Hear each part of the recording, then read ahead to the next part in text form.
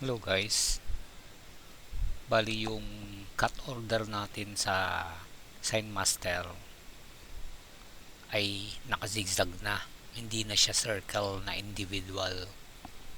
So kung paano ginawa yun sa video, ito na po yun.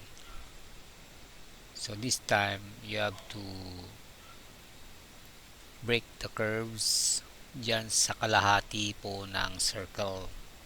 Pero before that, yung circle, kailangan naka wireframe fill.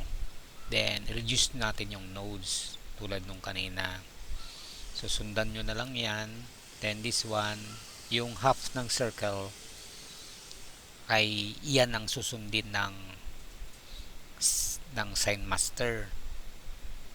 So kung ano yung unang ginawa mo, yun din ang unang gagawin din ng sign master, yung cutting order niya.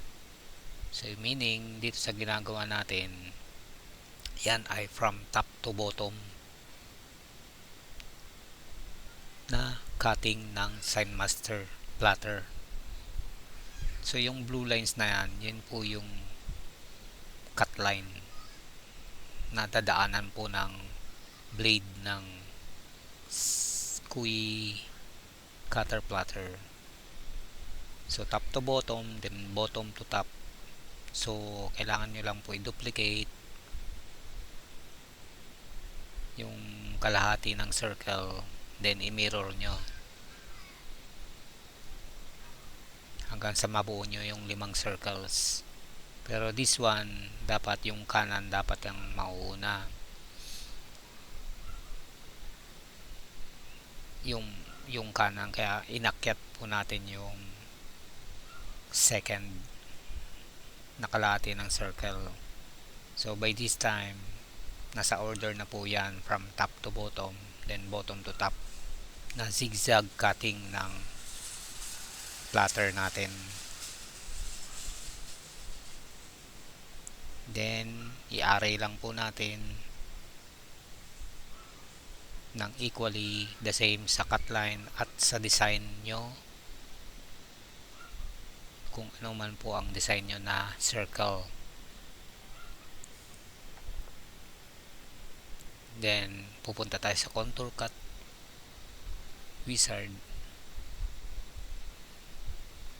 then skip lang natin cut, then i-cancel lang po natin dito kasi hindi pa naman po tayo magka-cut. So nasa simulation pa lang po tayo. Then go to spooler, then nandito po yung cutting order. So dito po yung simulation. So ang gamit kong cutting order ay none lang po. Then step by step, susundin na po tayo ng cutter platter kung anong gusto nating cutting order. Pwede nyo rin po i-play yan para mapabilis din yung cutting order simulation nya. So I hope you like it. Please like, share, and follow us. Maraming salamat.